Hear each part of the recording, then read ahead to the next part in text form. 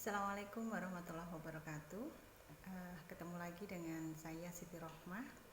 Bagaimana ayah bunda kabar setelah kita hampir 1 pekan mengantarkan dan mendampingi putra putri kita selama memasuki tahun ajaran baru di 2020-2021 ini. Ya, tentunya setelah tanggal 13 kemarin mereka masuk ya di kelas-kelas yang baru mereka ya, dan tanpa kita pungkiri ya bahwa pembelajaran yang dilaksanakan di tahun akademik tahun pelajaran ini adalah kita banyak menggunakan pembelajaran dari rumah ya, yang nanti dikombinasikan dengan beberapa model pembelajaran yang lain yang sudah disiapkan dari sekolah masing-masing. Nah, bagaimana nih kabar ayah bunda mendampingi putra-putrinya yang memasuki masa belajarnya ya, terutama seperti saya yang kebetulan putra kecil saya masuk di kelas 1 ya. Nah, kalau masuk di kelas 1 berarti ya berbeda mungkin dengan kita kalau punya putra-putri yang sudah masuk di kelas 4 ya atau di kelas 5 ya, karena kelas 1 adalah bagaimana mereka masih beralih dari model pembelajaran yang belajar dan bermain di PAUD ya, di taman kanak-kanak, mereka masuk di tingkat dasar untuk mereka sudah siap belajar ya. Nah, tentunya kita sebagai orang tua harus bisa mendampingi mereka dengan pembelajaran yang dilaksanakan dengan model daring yang memang harus kita laksanakan di tahun ajaran di semester ini. Nah, bagaimana mungkin ayah bunda sudah merasakan ya bagaimana putra putri kita harus mendapatkan kiriman tugas dari bapak ibu gurunya di sekolah, dan terjadwal mereka harus mengirimkan hasil pekerjaannya. Dan kalau putra putri kita seperti saya, untuk anak kelas rendah kelas 1 pasti kita sebagai orang tua yang punya peran yang sangat luar biasa ya. Kenapa saya bilang sangat luar biasa? Saya sering mendengar curhatannya ibu-ibu itu yang sekolah anak tapi yang repot orang tua gitu ya. Nah, saya sering diskusi dengan teman-teman yang sesama kita sebagai orang tua ya, bahkan teman-teman kita yang sama-sama mengajar gitu ya. Apa sharingnya? Kenapa sih ya kita ini kalau ngajarin anak orang lain di sekolah gitu ya, di tempat belajar yang lain kita bisa bersabar, tapi kalau kita mengajarkan anak sendiri sepertinya kita kurang bersabar. Apakah ayah bunda juga mengalami seperti itu gitu ya, yang mungkin sama dengan saya ya. Saya juga masih terus belajar ya, memang kadang-kadang yang saya rasakan itu. Jadi ya saya anggap kalau banyak curhatan dari bapak ibu ayah bunda sekalian, ya itu saya anggap normal gitu ya. Artinya kenapa sih dengan anak, karena mungkin anak ini emosinya sangat dekat dengan kita dan mereka tahu semuanya, tahu bagaimana kita punya perangai dan kita tahu juga perangainya anak, dan tidak ada halangan di antara kita dengan anak itu untuk bisa meluapkan ya emosi kita apapun kita. Nah, inilah yang kadang kita harus sadari bahwa bagaimanapun juga sekarang kita harus belajar mendampingi putra putri kita ya, untuk mereka tetap bisa belajar dengan nyaman, dengan baik. Oke, saya akan share saja ke Bapak Ibu semua, ayah bunda semuanya yang sama dengan saya, mempunyai putra-putri yang masih di kelas rendah ya, terutama saya di anak kelas 1 SD. Kelas 1 SD itu peralihan kemarin dari model belajar di PAUD, di TK yang masih banyak bermain ya, masih banyak mereka belum belum banyak mengenal pembelajaran yang di kelas sekolah dasar. Maka untuk mengantarkan mereka semester ini ya, maka kita orang tua harus punya satu tips yang sangat bagus sekali, yang saya bilang sangat jitu gitu ya. Saya terus belajar terus terang ayah bunda. Jadi saya pun kalau mengalami kurang sabar ya sering kadang saya kurang sabar dalam mendampingi anak saya gitu ya. Nah, ada beberapa yang saya bisa bagikan kepada ayah bunda semuanya.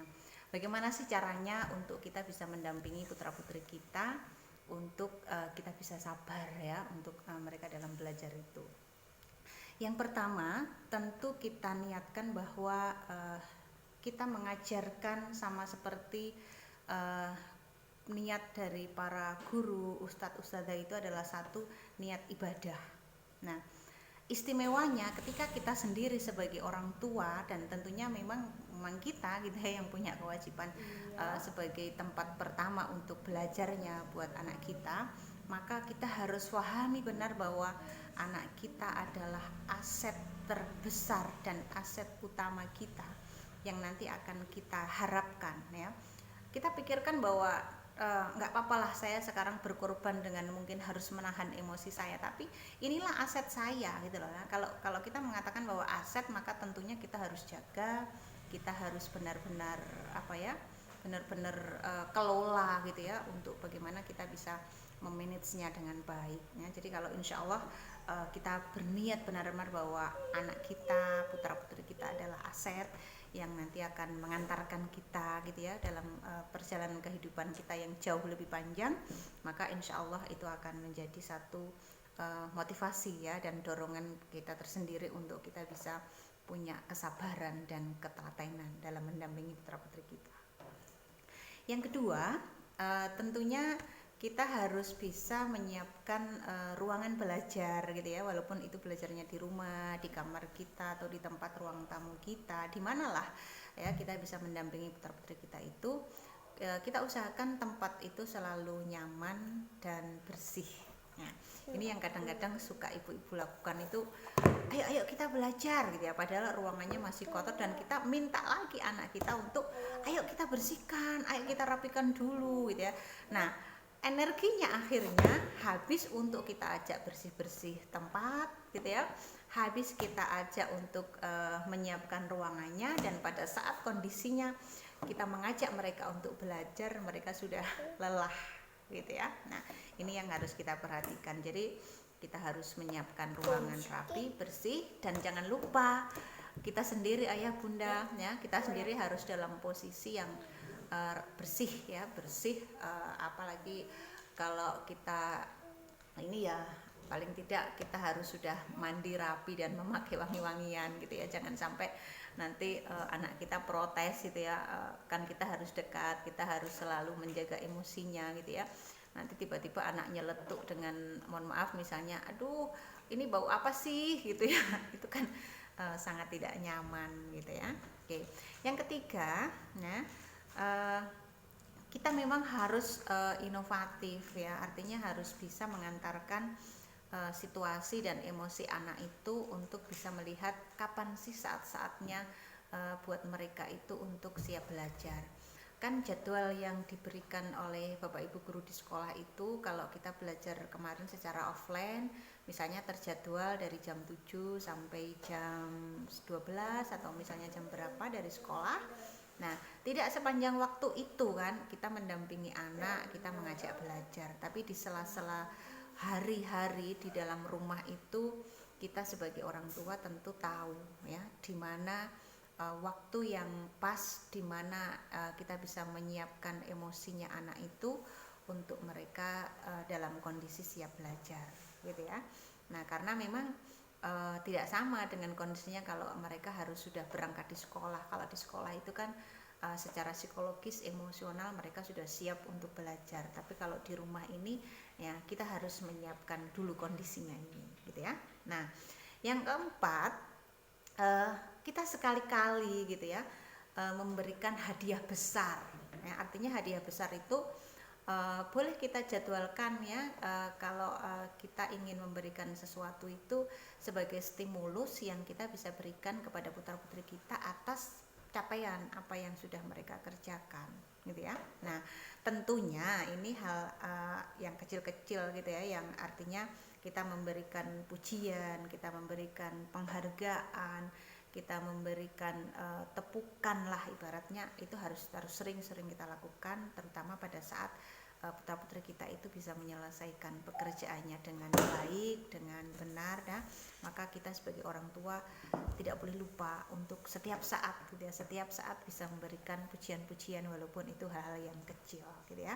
Nah, hal-hal yang besar pun, hadiah-hadiah yang besar juga kita jadwalkan. Misalnya kita akan belajar 2 minggu lagi, kalau adik sudah pintar menyelesaikan tugas ini, sudah bisa misalnya membaca beberapa baris kalimat yang ditugaskan dari ibu gurunya, nanti adik akan bisa mendapatkan kue yang kita akan bikin bersama-sama lagi misalnya ya, atau bolehlah kita ajak sekali-kali pergi gitu ya untuk melihat pemandangan, tapi tetap dengan protokol kesehatan ya tentunya Bapak Ibu, karena memang kondisi saat ini adalah kondisi yang memang new normal, itu kondisi yang kita harus kondisikan untuk tidak seperti biasanya gitu ya.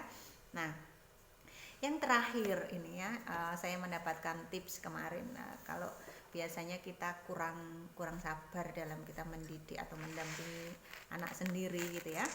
Yang terakhir saya memberikan tips adalah ajaklah temannya putra-putri kita itu untuk belajar bersama kita, sehingga kita ini seperti punya pengontrol dari luar gitu ya. Kalau misalnya kita tiba-tiba tidak bisa mengontrol kesabaran kita gitu ya, atau misalnya kita ada sesuatu yang nanti secara emosional itu anak akan ini, dengan ada temannya saya kira ini akan menjadi satu hal yang cukup memberikan stimulus juga kepada anak kita ketika ayo temannya sudah selesai ya, sebagai pendorong, sebagai hal penyemangat gitu ya di dalam hal belajar. Jadi kalau kita mengajak temannya untuk bisa bersama-sama belajar dengan anak kita di rumah, maka ini akan juga bisa melatih kita untuk bersabar, untuk kita telaten. Nah, dan begitu pula mungkin pada satu waktu, pada suatu saat kita bisa change ya, anak kita boleh nanti janjian sama ayah bunda yang lain dari putra putri yang kita ajak belajar bersama itu